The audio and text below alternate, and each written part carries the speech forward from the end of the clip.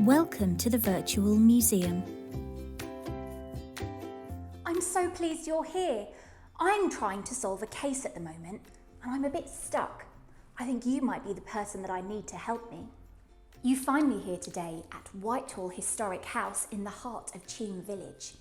This house is over 500 years old and it's full of secrets and mysteries. Today we're going to be solving a particularly devilishly difficult mystery together. We're going to be investigating who lived at Whitehall in the past and what do we know about them. We will be finding out some of the ways that historians learn about the past, using primary sources to find clues and using these clues to think about the lives of the people that lived here. That's right. So, let's get started.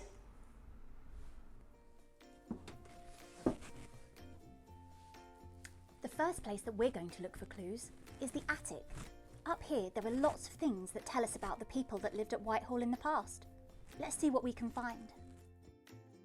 While we're up here in the attic, we're going to keep a lookout for primary sources.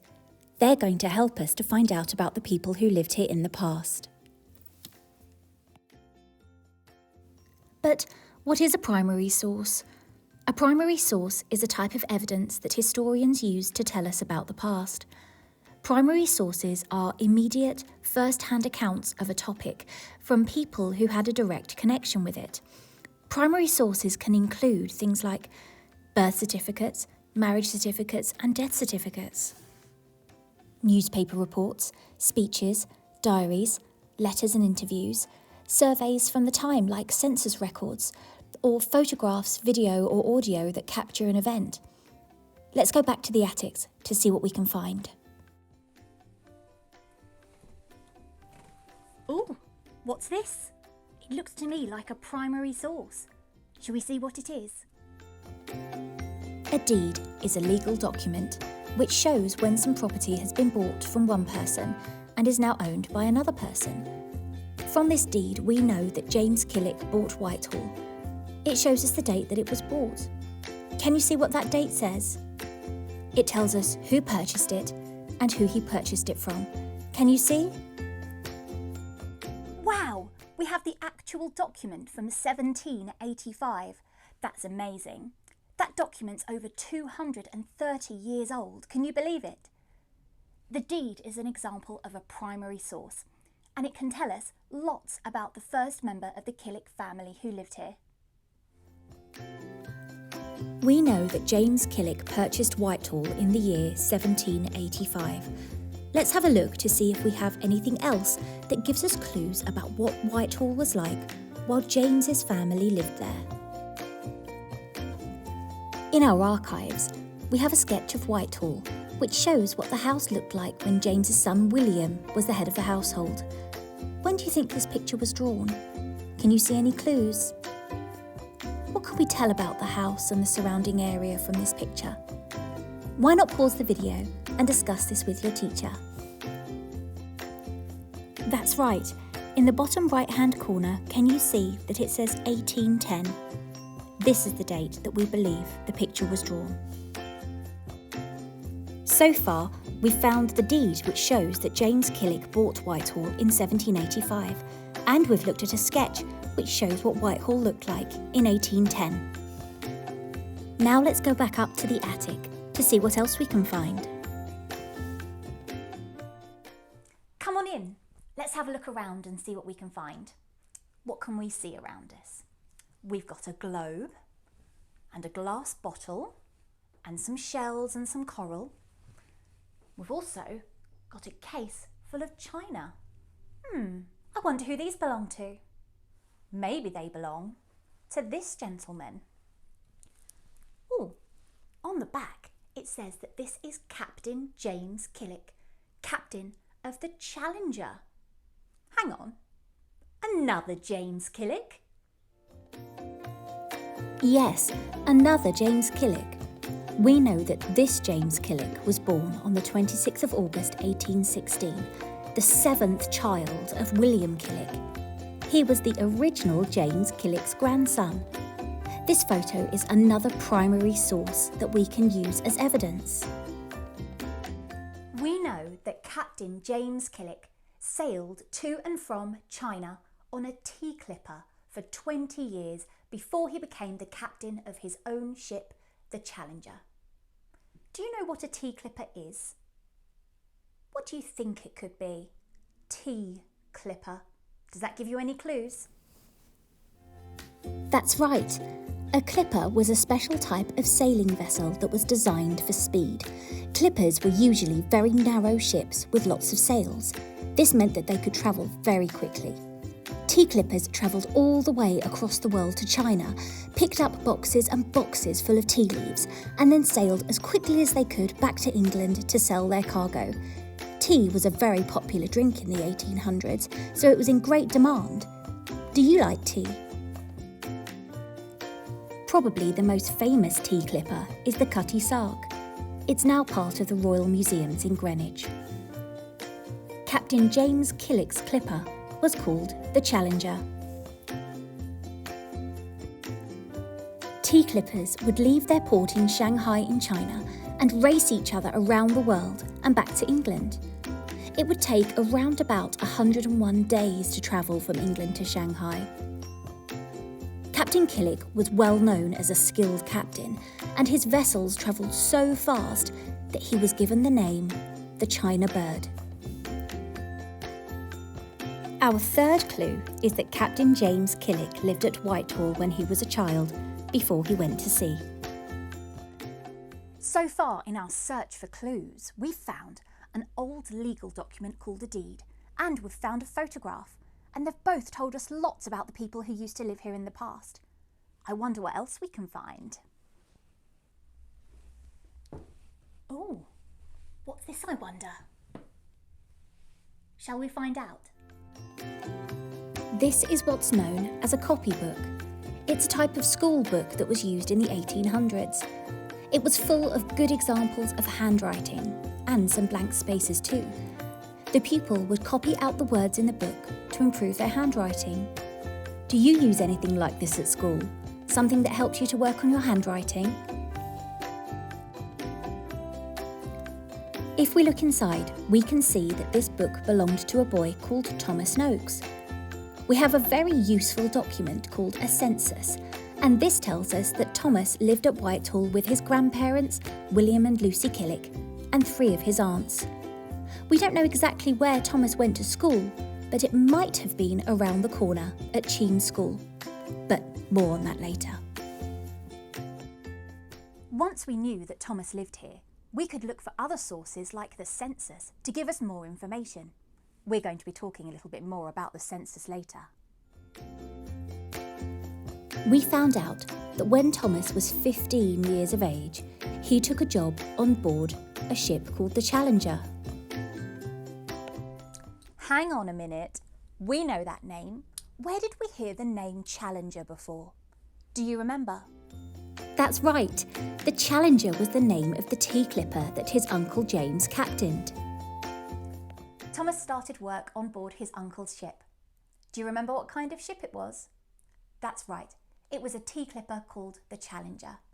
Thomas set sail from England for China, and the journey took around 100 days. We know from letters that he wrote to his sister that he suffered terribly with seasickness. We also know that when he arrived in Shanghai, he didn't like it very much. He was only 15 years old and he missed his home and his family. Thomas didn't really want to stay in Shanghai for very long, but unfortunately, he was informed that if he wanted to be successful and he wanted to make something of himself, then he would have to stay. Sadly, we will never know what Thomas Noakes might have become, because on the 27th of July 1856, Thomas Noakes drowned in Shanghai. He was only 16 years old. Now we know that James Killick purchased Whitehall in 1785. We know what Whitehall looked like in 1810. We know that his grandson, Captain James Killick, lived at Whitehall before he went to sea. And we know that his nephew, Thomas Noakes, grew up at Whitehall before he also went to sea. Come on in. Come and have a look around. I've been exploring a brand new room up here in the attics at Whitehall. And look what I found. Let's look at this desk. What can we see? I can see we've got some old papers with some old writing on. We've got some candles and some old keys. And what do you think this is? It's a feather, but it's got ink on the end. That's right, it's a quill that would have been used for writing long ago. And here's the inkwell, where the ink would have been kept. Now, I wonder who all of this belonged to. Shall we see? Here we have another primary source. Do you know what it is? Can you see any clues? It's a quite difficult thing to read, so I do understand if there are some words you can't make out. Tell the person next to you what you think it is. Maybe you could tell your teacher what you think. That's right, it's a census record, and it's from the year 1881. The census is a survey that takes place every 10 years. It gives us the most accurate estimate of all the people and households in England and Wales. The survey takes place every 10 years on the year ending in a 1. So, for example, there was a census in 1881, 1891, 1901 and 1911. The census still continues today. The census asks questions about you, your household and your home. In doing so, it helps to build up a detailed snapshot of our society. Information from the census helps the government and the local authorities to plan and fund local services, such as education, doctors' surgeries and roads. The first census was carried out in 1801, over 200 years ago. The first census to look like this and to record all of this information was carried out in 1841. The census is an incredibly valuable source for historians because they are surveys that are completed by the government. This means that we can be fairly confident that they're telling the truth and are really reliable. Here are the sections of the 1881 census which relate to Whitehall. Can you see what sort of information was recorded on a census? Take a look at the different headings at the top of the columns and see if you can tell what they say. Then, maybe you could tell your teacher what you found.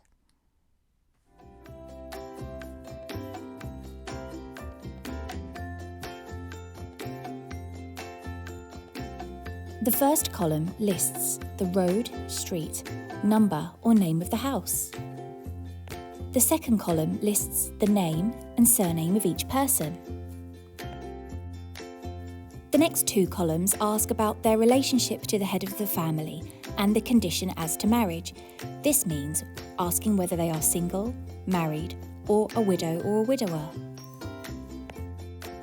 The next column asks their rank, profession, or occupation. This means what job do they do? The final two columns ask where they were born and whether they had any sort of a disability. Now it's time for you to put on your imaginary capes and deerstalkers and to pick up your imaginary magnifying glasses. Can you do that? Come on, put on your hats and pick up your magnifying glasses. Now, your teacher is going to give you a copy of the census from 1881. Your job is to look at it very carefully, and on either post-it notes or a whiteboard, you could write down 10 different things that you can find out about the people who lived here at Whitehall at the time.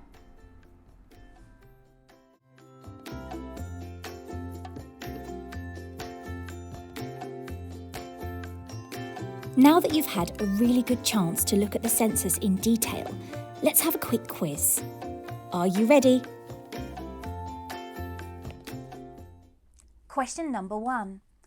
What is the name of the servant who lived at Whitehall in 1881? Question 2. What job was John Hancock doing when he was living at Whitehall? Question 3, and it's the last question.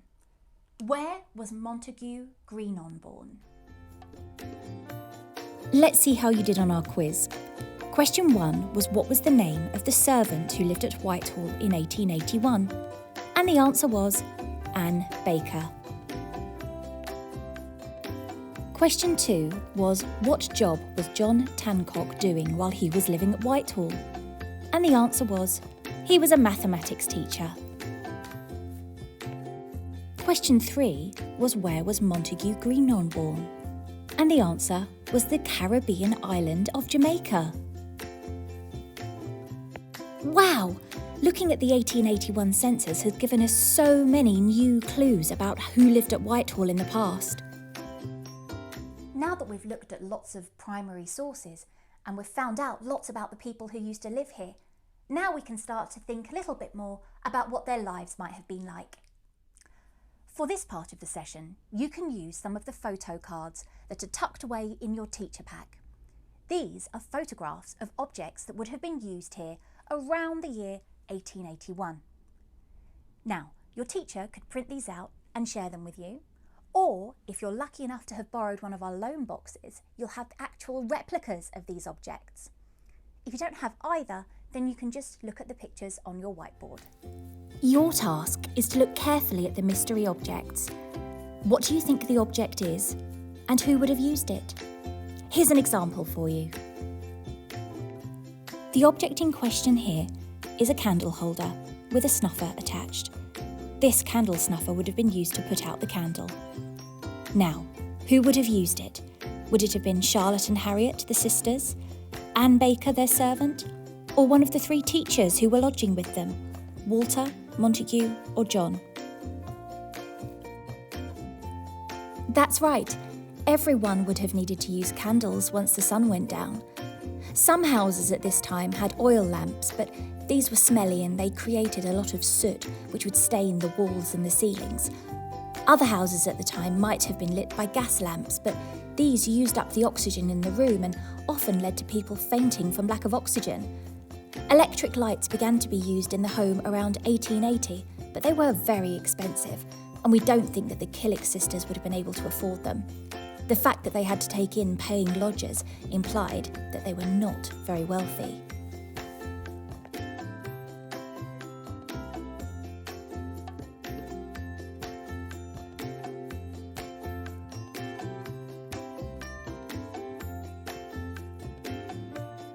Well done, everyone. Today we have been finding out some of the ways that historians learn about the past, using primary sources to find clues, and using these clues to think about the lives of the people that lived here. Thank you so much for joining us today at Whitehall Historic House. We hope you've enjoyed it and also that you've learned lots too. Don't forget, you can come and visit Whitehall yourself one day. We're open at weekends and on school holidays, and we've always got lots of fun activities for kids. Things like crafts and trails and lots of other fun things. See you soon. Bye.